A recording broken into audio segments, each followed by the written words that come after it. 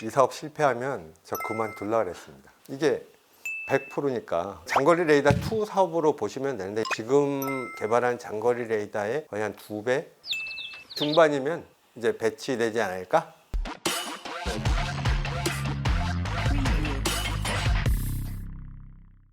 저는 방위사업청에서 국지방공 레이더, 해양감시 레이더, 항공 레이더 등 레이더 관련 사업을 담당하고 있는 레이더 사업팀장 이재우 서기관입니다.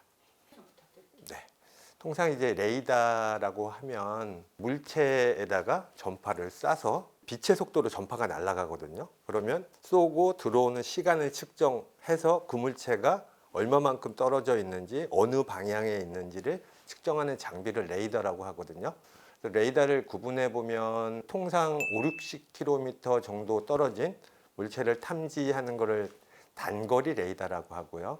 100에서 한 200km 정도 떨어진 물체를 탐지하는 것을 중거리 레이더, 한 300km 이상 되는 물체를 이제 탐지하는 것을 장거리 레이더라고 합니다. 저희가 개발한 거는 한 300km 이상 탐지할 수 있는 레이더를 장거리 레이더라고 합니다. 일단은 이 개발 사업을 착수한 이유는 현재 배치되어 있는 거는 1980년대 후반에 미국에서 도입해 가지고요. 너무 노후화가 돼 가지고 벌써 한 40년 가까이 돼서 수명 주기를 훨씬 초과됐고요. 노후된 만큼 고장이 좀 빈번하고 부품이 단종돼 가지고 획득이 어려운 거예요. 군에서 이 장거리 레이더를 운용하는데 많은 어려움을 겪고 있고요. 다른 나라에서도 수입할 수 있지만 우리나라 방산 기술력이 훨씬 높아졌고 우리 기술력으로 개발하게 되면 나중에 운용 유지하는데 상당히 용이합니다.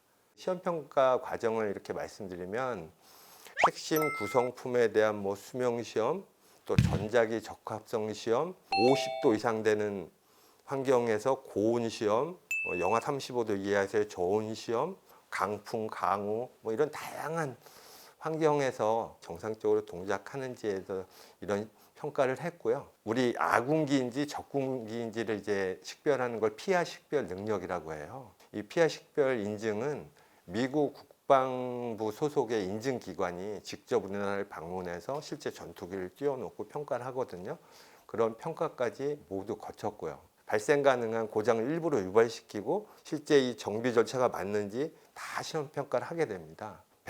140개 정도의 시험평가 항목을 모두 기준을 통과했고 아니면 요구한 성능보다 훨씬 높게 평가됐고요. 지난달에 국방부로부터 최종 전투용 적합을 획득했습니다. 레이더는 어떻게 보면 클러터와의 싸움이에요.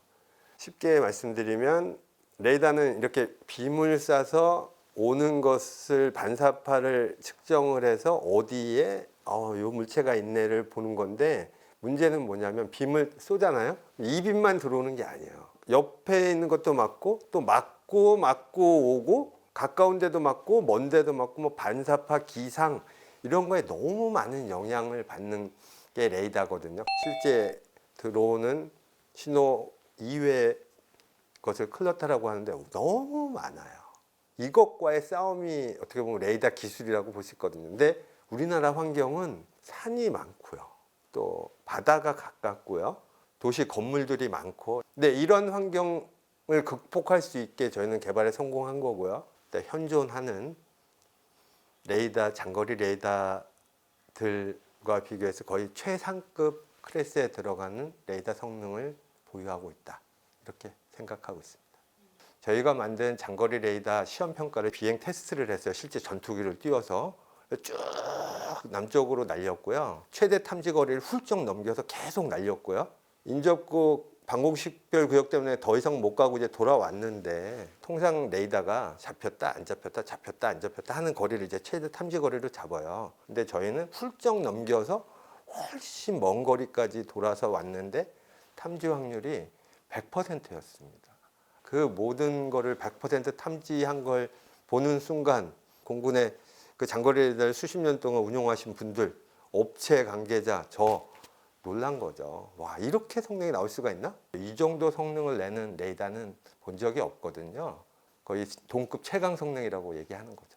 이번 달에 규격화, 국방 규격화를 심의를 통과해서 국방 규격화까지 완료했습니다. 내년에는 양산 계획을 수립할 예정이고요.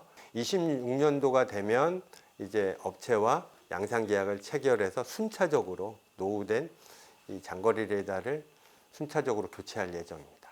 그 다음에 이제 개발하려고 이제 공군에서 요구하고 있는 무기 체계가 스텔스기, 무인기 이런 걸 먼 거리에서 이제 탐지할 수 있는 지금 개발한 장거리 레이더의 거의 한 2배 이상의 성능을 낼 수 있는 레이더를 요구하고 있어요. 장거리 레이더 2 사업으로 보시면 되는데 이제 소요 검증이 끝났고요.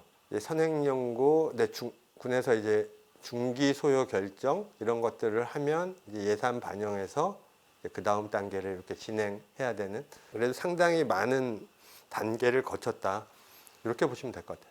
30년대 중반이면 그 레이더가 이제 배치되지 않을까 이렇게 예상을 해봅니다.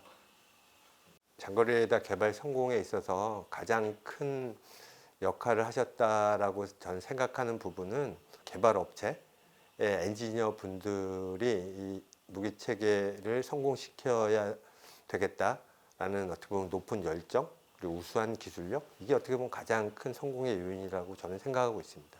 또 수십 년 동안 레이더를 이제 연구하시고 개발해 보신 국방과학연구소 레이더 관련 연구하시는 분들, 또 민간 대학 교수님들 다 모여서 설계한 것과 설계를 검증한 결과물들에 대해서 계속 토의를 하고 검증하고 의견을 받고, 또 국방기술품질원에서 연구개발 단계의 품질 보증 시범 사업으로 정해가지고요, 주요 단계마다 오셔서 아주 세부적으로 내용들을 검토해 주셔가지고 어떻게 보면 실패 위험을 최소화했다. 장거리 레이더 개발 성공에는 업체 관계자 또 관련해서 많은 기술 지원을 해주신 분들, 공군 이런 모든 분들의 노력이 있었기에 개발 성공이 가능했다.